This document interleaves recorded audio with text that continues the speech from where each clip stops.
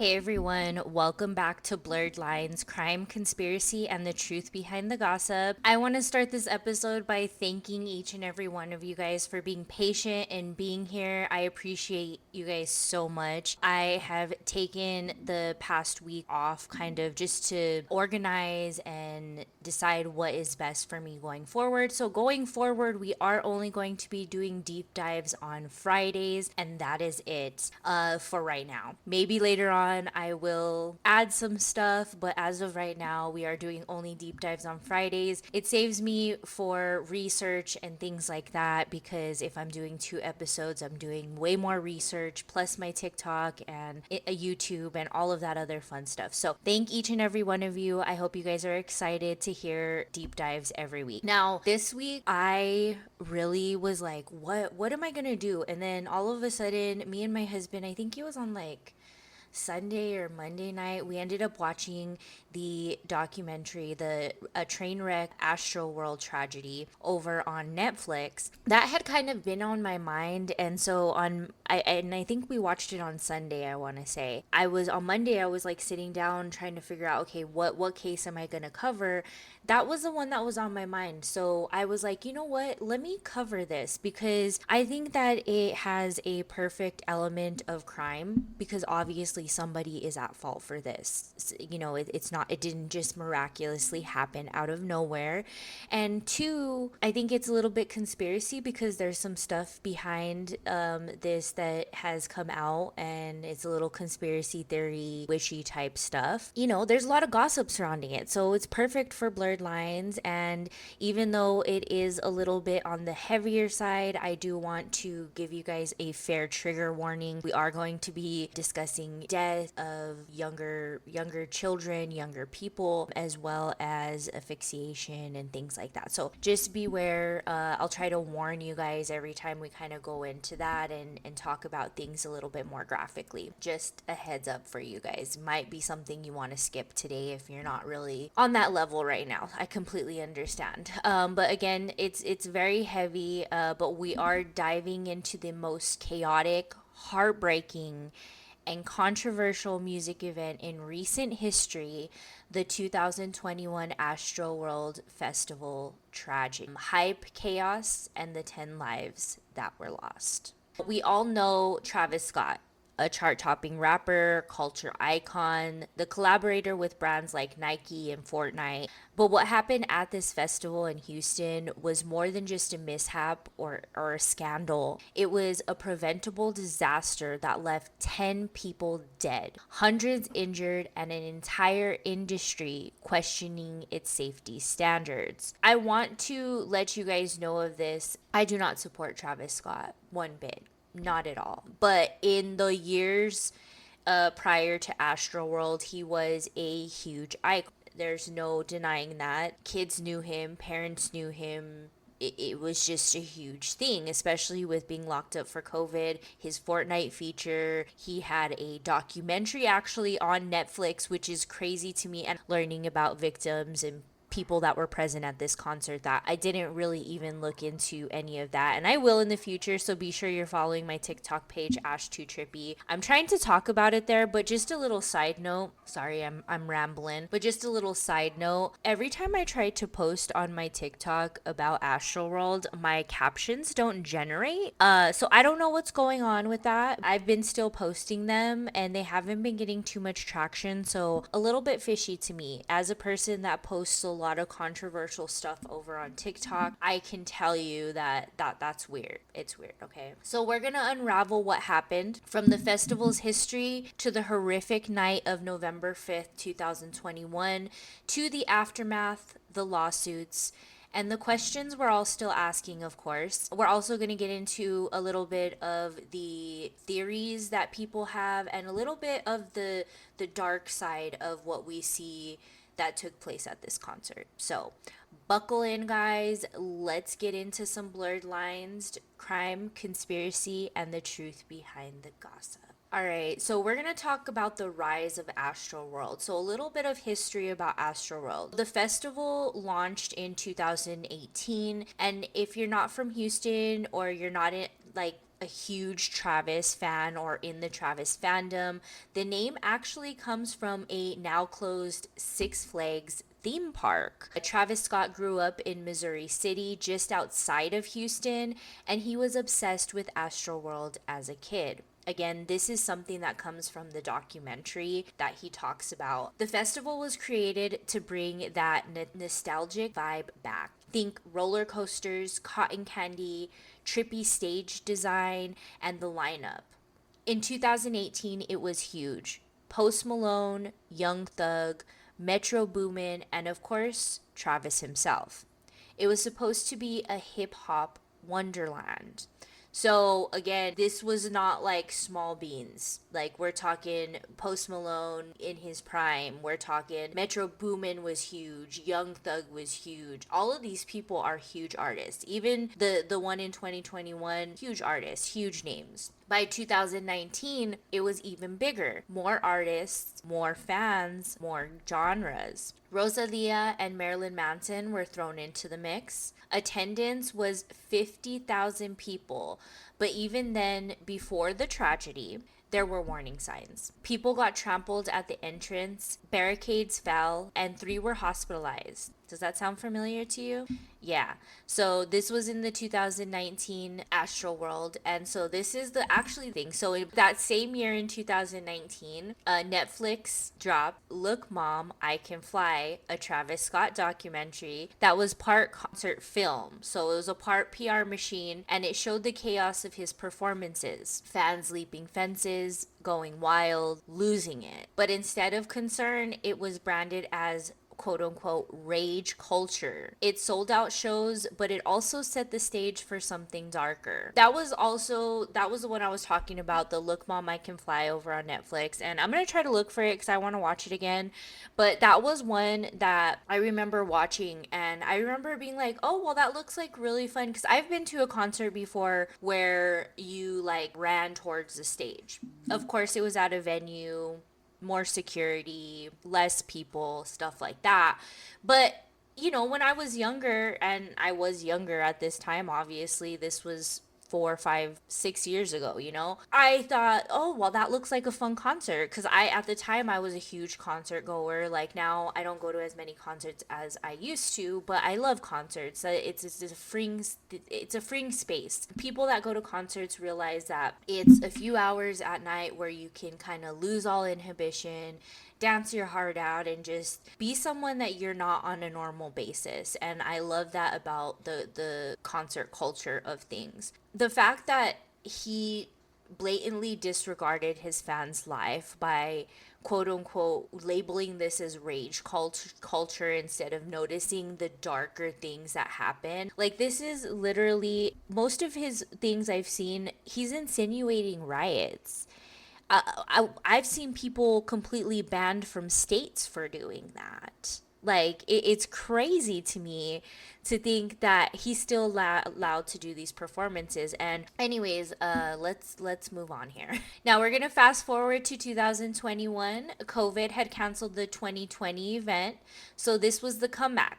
And they wanted it to be big, guys, okay? 100,000 tickets were sold between the 2-day lineup. So it was 50K per night that were sold. So 50,000 tickets per night were sold. That was up from the 2019. It was more than doubled, again, because it was a 2-day lineup. Travis teamed up with Nike, Fortnite, and even did Astro Week, which included celebrity golf games, pop-up shops, and a dedication to his grandmother with a community garden. How sweet. Grandma, you happy that Travis Scott sang on stage all night and watched people get trampled at his concert? I don't know, maybe not.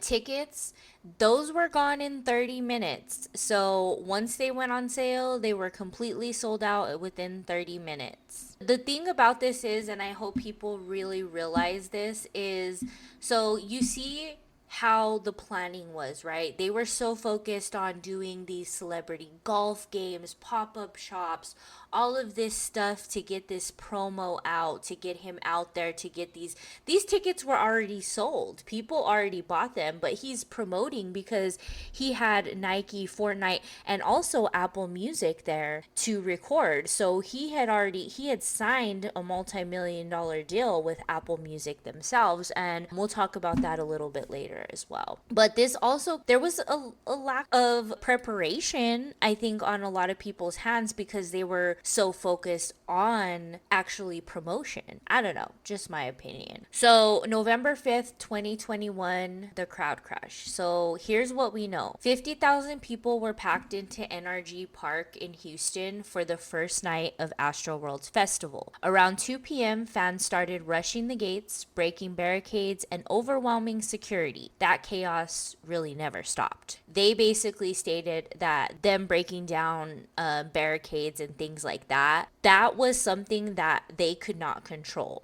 Once it happened, they never regained control of checking people's tickets and or wristbands. I think they did wristbands for this. So that was from 2 p.m. all the way to 9 p.m. or even longer than that people were literally coming into the gates without tickets. So we already have thousands of people that probably shouldn't be there that are there, because how many kids do you think called their friends and said, hey, we're getting into Astroworld for free, come join us? It's crazy. By 9:15 p.m. during Travis Scott's headlining set, things turned deadly. A crowd surge began near the stage. People were trapped, compressed, and unable to breathe. Some attendees went into cardiac arrest, and by the time the show was stopped at 10:10 p.m., 8 people were already dead, and 2 more would later die from their injuries. The medical examiner ruled all 10 deaths as compression asphyxiation. Basically, they were crushed so badly they couldn't breathe. There were over 300 injuries treated on site. EMTs were overwhelmed. Some fans tried climbing into the camera rigs, screaming for help, and despite seeing an ambulance in the crowd, Travis kept performing. This is a huge another thing is like Travis can sit there and be advised to not say that he's seen anything all he wants, but fact of the matter is that when you see an ambulance, which is literally a signal to the fact that somebody is hurt, pretty much, like whenever you see an ambulance, you know there's going to be probably somebody that got hurt, right? To see that in the middle of your crowd and be like, oh, is that an ambulance? Wow. Like, how insensitive is that? Not only that is, I want to talk about this because I talked about it in a recent video I posted on TikTok. I remember very vividly Kylie Jenner and Stormy, Kylie and Travis Scott's daughter, were there. I also remember Kendall being there, and I think even like his mom was there. There was a group of people, and I actually did find the video on my TikTok. So if you go to my TikTok and my reposts, I reposted it, and you see Kylie and Stormy walking in, and it was maybe a couple minutes before Travis had taken the stage. At this point, people were already feeling the pressure. Even though people were excited, I don't think people realize from what I gather from people that I've been watching videos over on TikTok of people that were there and survived and thought they wouldn't survive. What I gather is that they didn't realize if it was normal or not, because you have to understand, when you're in like a pit area at a concert or standing room only, which is, Live Nation cash cow is standing room only because you can fit more people. There is a sense of people that are going to kind of crowd together. It's going to be tight. I know my husband has definitely been like in a pit area and felt this way. So I think people, their brains weren't wrapping around the fact that this was not normal, that this was not okay, even though their bodies were telling them that, because all of them had been to concerts before. They experienced some sort of this experience before. Maybe a few hadn't and just were like, hey, this is normal. That was a huge thing. I watched a video of this girl. She was talking about how she thought that she was going to like die, and she had been to concerts, and she knew that something was wrong. A lot of people don't realize that a lot of those people that did end up on the ground and stuff like that were littler people, women, or men that just you fell and weren't able to get back up. It was crazy. So I've watched a bunch of videos, and the consensus basically is my whole point with that girl's video is that she took photos and they were smiling. Like, she took a photo with one of the girls she helped get out, and they were smiling. The reason is because their brain couldn't wrap around, like, they're seeing their favorite artist on stage continuing to sing, but they're visually seeing like and feeling like this is not right, but they're so confused on if it is right or not. And it's crazy to think that people were thinking like this because they were thinking they were crazy. That's kind of the consensus I've got from most people that were there. Now, you would think that that ambulance in the middle of the show would stop the show, and why didn't anybody pull the plug? Right? Why didn't anybody do that? And there's a lot to go over with that, and we will go over that. Travis didn't end the set until 10:15 p.m., nearly 40 minutes after the crowd surge begun. Even more chilling, Houston's police chief personally warned Travis before the show about the crowd energy. He told him there were concerns that warning was being ignored. We do hear that the Houston police chief, personally told Travis, and I think that this probably goes on at all his shows because everything he's always in, there's always an issue, had told him this. Now, to sit there and say that the police chief had said something, but then yet the police chief in all press conferences says we did not have the authority to stop. That's one thing I don't understand, because Houston Police Department, that is your city. That is the city you're protecting. That concert was happening in your city, at a place in your city. If people were getting injured and it was mass casualty at a certain point, you 125% did have the authority to stop that, because people were getting hurt in your city. Like, what? Now, the next morning, Travis posted a statement on Twitter. He said he was quote unquote devastated, thanked Houston police and fire, and promised to cooperate. Later, he did a 50-minute interview with Charlemagne the God, where he said it was an quote unquote emotional roller coaster and that he didn't hear any screams for help. He put the responsibility on the professionals in that interview. That interview didn't sit right with me at all. I get wanting to defend yourself, but deflecting blame when people died at your show, that's not healing. That's PR damage control, in my opinion. And to say you didn't hear the screams, when you can go back, you can go over on YouTube and still watch the Apple Music live stream of the Astroworld concert, and you can clearly hear people screaming. He also offered to cover funeral costs, but 7 families refused. The damage was done. I wonder what families agreed. That would be interesting to know. Kylie Jenner, who was there with their daughter Stormi, posted condolences too, but caught backlash for filming stories while an ambulance was in view. She later said they didn't know people had died until after the show. So that was her damage control, of course. It's crazy again to think, because she walked in a couple minutes, like I said, a couple minutes before the show started. That was when people started feeling the pressure. So you can't say you didn't hear those people screaming for help. I actually remember, and I could be wrong, my memory could be foggy because y'all know how I am. I am a stoner.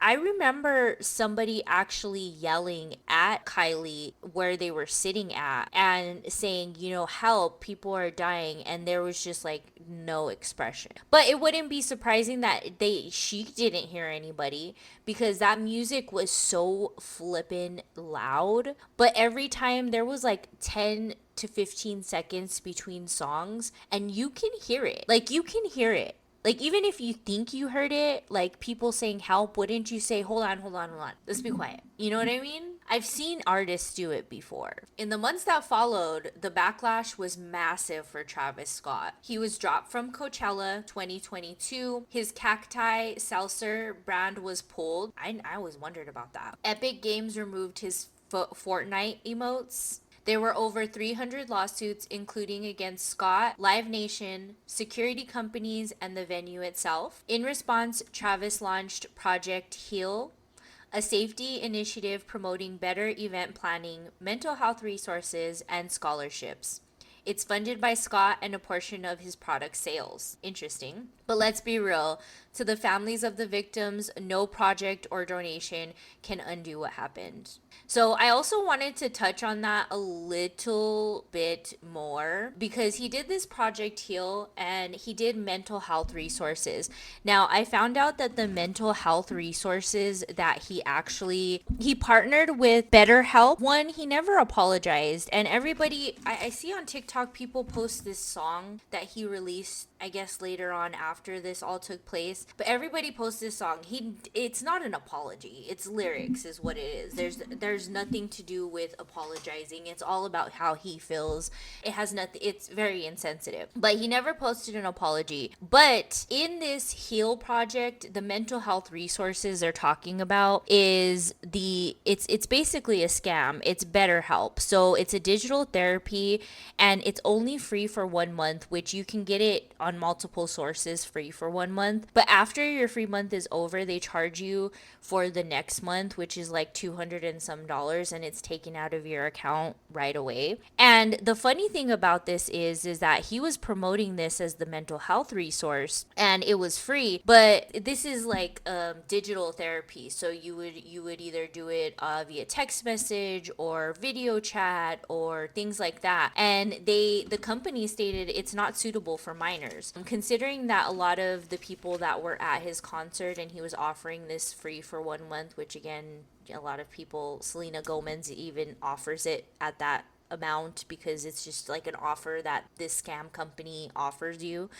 It's crazy to think that they can't even get it when that's a majority of people that were at your show. So I just wanted to talk a little bit about that because it's just like it shows how much he don't care, Now, there have been patterns of this chaos. Travis Scott didn't come out of nowhere with his chaotic energy. His past shows have been wild and not in a good way. In 2015, he told fans to climb security barricades at Lollapalooza and was arrested for reckless conduct. In 2017, a fan sued him after allegedly being pushed off a balcony and becoming paralyzed. Later, there's a video of him giving this kid a ring and pretty much saying, here's a ring. Sorry, you're paralyzed. And at 2019's Astroworld, 3 people were already hospitalized due to trampling. So the signs were always there. The question is, why wasn't anyone paying attention? And the biggest thing is people weren't paying attention because people were paying attention to the money. And that's what blinded a lot of things that happened in Astroworld. There's so many things, and we'll kind of go over a little bit of what I believe caused this because I think it was a number of factors. I don't think it was one thing, but I think it was a number of factors. What happened at Astroworld wasn't a freak accident. It was the result of neglect, poor planning, and a culture of recklessness, and a performer who had been warned before and kept pushing boundaries anyways. It raises some tough questions. Can a rage culture be safe? Should artists be held responsible for their crowds? And is the show must go on finally over? We'll probably never have any of those answers, but one thing's clear. Those 10 lives mattered, and no amount of fame, ticket sales, or viral moments should ever come at the cost of safety. I want everybody to realize that it's always about safety. Like, even at concerts, so I've worked at a concert venue before. I don't know if I told anybody this before, but I worked at a concert venue before. And that's always the biggest thing they let you know about about is safe. And I'm telling you, like, I wouldn't go to a concert that's not like at a venue. I've never been to one. I've never been to a festival. I've never been to anything like that. But I can tell you, at venues, they know their venue. They know where to take people. They know how to control the crowd. They know, yes, sometimes things do slip by and stuff happens, but it's a little bit easier than these pop-up like festival type things. I've noticed in more recent years it doesn't seem like there's any safety guidelines. Now, I have heard that there has been new set safety guidelines for festivals that are like this, and there's certain things that have to get done for safety now. So hopefully that will change things later on in the future, or is already changing things. I don't know. It could be evident already. I had wanted to talk about other incidents that happened, but what I came to find out when I was researching Astroworld is that even though this has happened in other countries, it doesn't happen, and it hasn't happened like this here for many years. There has been crowd crushes and things like that, but those are all due to crowds themselves.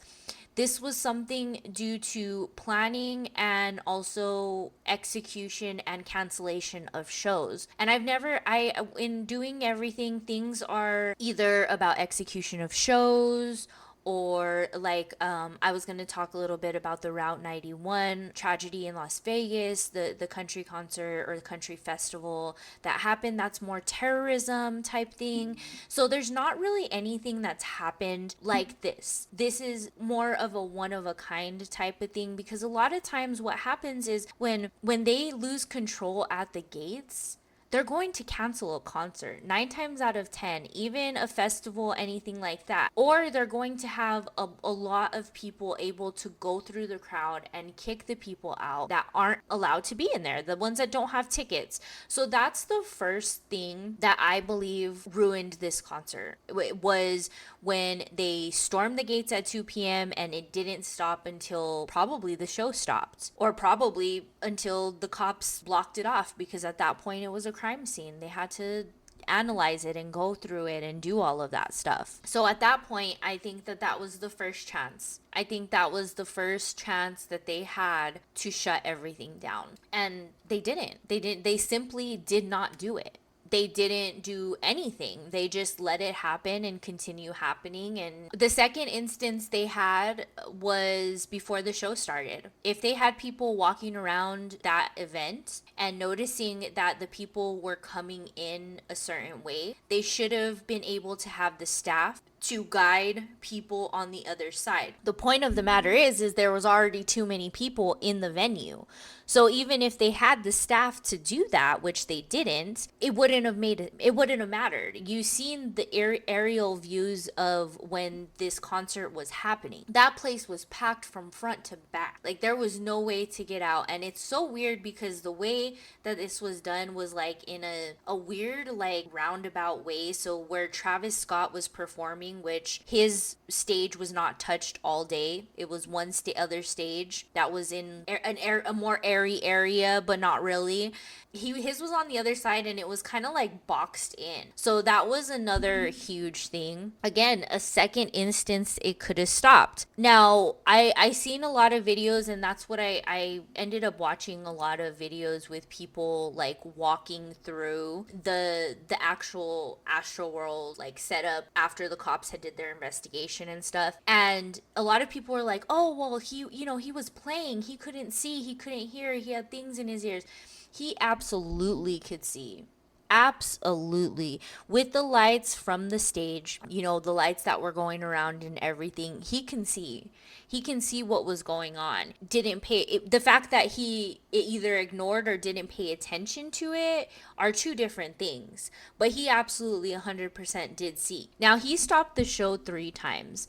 And the 3 times he stopped the show, it was no more than 20 seconds to a minute that he actually stopped the show. And it's so weird weird because every single time he stopped it, he was still singing. He was still humming. The weirdest one is, you'll probably see it if you ever search Astroworld on TikTok, is the one where, and you see it in the documentary on Netflix as well, is he's kind of just like humming because he was going to sing his next song, 90210. And he's kind of like humming when the person is getting taken out of the crowd. And it's very eerie. That's one thing. And I'll start that with my conspiracy theories because that's one thing that I'm like, that's weird. And he does that the other two times he stops. And again, he notices the ambulance, the golf cart ambulance, he notices in the middle of the crowd. His girlfriend, Kylie Jenner, notices it because she posted on Instagram but then deletes it. What was not connecting? I want to know what was not connecting for him that something was wrong. There's also the fact that a lot of people are like, there was people that should have told him in his ear. It is confirmed actually that one of the people that had access to tell him to stop the show did tell him that bodies were on the ground. Now, how he took that, I don't know. If maybe he's like, yeah, we're raging. He kept going, including the last like 20 minutes of his show. He brought out a special guest who was none other than Drake. That's huge too because Drake was backstage. Drake had a phone. I'm sure Drake was online with his phone backstage. The fact that he still went online but claims he didn't see or hear anything when stuff was already being, like, people were already posting. I remember this when this was on TikTok because I was engulfed in it.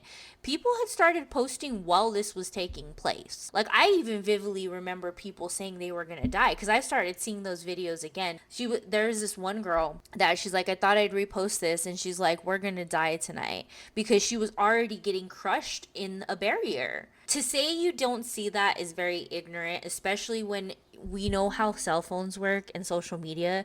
If you're in that area, it's going to show you all those people's videos, especially Snapchat, Instagram, TikTok, Facebook, all of that stuff. You can't tell me Drake himself, Drake, and not to even say that there was other people backstage that could have had the authority to actually tell Travis, hey, this needs to stop. But you can't tell me he wasn't on any of those social media platforms, and none of this was ever said. With things that have come out about Drake, it's not surprising. Oh, I want to this little section for the victims because that's the biggest thing. I want to put to rest because I've been seeing a lot of conspiracy theories saying there was more than 10 people. It was at least 100. And let me tell you guys, I have commented on people's things and said, do you guys feel like there were more people dead? A lot of people told me no. So there's a couple things to debunk here. So one, and then I'm going to get to the victims here in a moment, but there's a couple things to debunk. So everybody talks about the squishy feeling that people were talking about in the documentary. Now, if you guys have ever seen the aerial of before anybody went to the stage, they are these white like mats, and what they use them for is for like, so people don't trip over wires and stuff like that are underneath. So when you step on these mats, they're kind of foamy. I've seen them before. They're kind of foamy, so you'll kind of sink. So that's the squishy feeling that people were feeling because they couldn't get a footing. They weren't people, guys.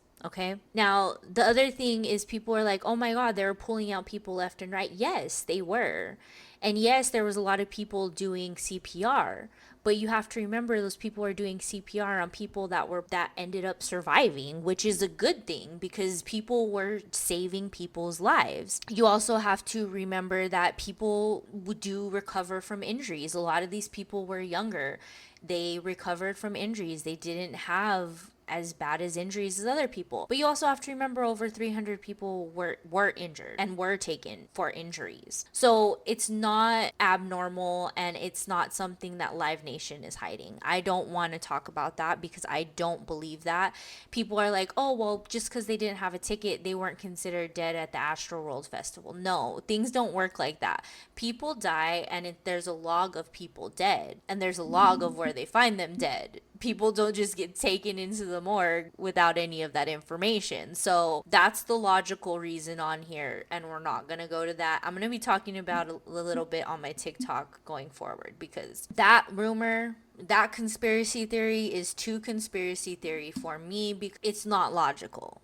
Think logical, guys, okay? Now I'm gonna go ahead and highlight the victims of this, and I'm gonna try to a little bit elaborate on some stuff as much as I possibly can. Axel Acosta Avila, he was 21. He was a junior at Western Washington University, and he had an interest in computer science, according to the university. His brother Joel Acosta told CNN that Axel had turned 21 in October, so he had just turned 21. The student was at the event alone. His aunt Cynthia Acosta told CNN affiliate it was his first time going to an event like that, and he was by himself. According to Joel Acosta, the family last heard from his brother around 5 p.m. on Friday. On Saturday, the Harris County Medical Examiner's Office released a description and asked the public for help identifying the remains. And interesting fact about Axel is his family was actually sent a picture of his face, and actually a picture of his face was released to the media in the coroner's office. I actually looked this up, and it's not for the faint of heart. He was trampled to death, so you can imagine. And the fact that that's the last they seen of their son is so heartbreaking. Also, Axel's family, I recently looked this up because I was looking up everything. His family was one of the highest paid families in this whole thing. They got paid over 700 million from Live Nation in their settlement. And I don't know if that's completely true. It's just an article that I had read. Danish Beg was 27. Beg was from Euless, Texas. He died trying to save his fiance, who was getting stomped on and hit in the crowd surge at the concert. His family said he was an amazing individual who loved with all his heart. People admired him for who he was. His fiancée survived, but is bruised all over her body and is traumatized, of course. It's unbearable. It's unspeakable. His brother stated, "I'm the older brother, but he was the older brother to me. He led his family in a direction that I couldn't have done in any other way. To wake up and not be able to hear his voice, to touch him, to kiss him, to tell him how much we love him. It's not going to happen anymore. And the way he left this world, it's not just." Very sad. Ezra Blount, Blount, who was the youngest of the victims at Astroworld. He died 9 days after he was injured at the festival. He had been in a medically induced coma in an attempt to overcome a brain, liver, and kidney trauma. Baron Blount, Ezra's grandfather, told CNN his grandson was in Houston to see his favorite artist and attend the concert with his father, Tristan Blount. "When my son went to the concert, he had my grandson on his shoulders," his grandfather stated. "All the people pushed in and he could not breathe, so he ended up passing out because of all the pressure that was being applied to his body. And when he passed out, Ezra fell off his shoulders and fell into the crowd." And it's very sad because I actually was watching a few videos and you can see Ezra on his dad's shoulders, and it's so heartbreaking. Madison Dubisky she was 23. Dubisky, who was from Cypress, Texas, was listed by a Harris County Medical Examiner office as one of the people who died. So we don't have too much on Madison, and I actually didn't find too much on her when I had been looking through things. John Hilgert, who was 14. He was a freshman at Memorial High School in Houston, Spring Branch Independent School District. Jurenick, who was 20. He was a college student, and he was one of the 10 people that died at Astroworld. He was a student at the University of Illinois. He was a junior studying journalism. Franco Patino, who was 21. He was a senior at the University of Dayton, and he was studying medical engineering, technology, and human movement biometrics, according to a statement from the university. He was loved by so many because of the loyal, loving, selfless, protective, funny, and caring person he was, his family said in a statement. Even though he was a hardworking individual, he would always try to make time for his family and the people he cared about. We will miss the big heart Franco had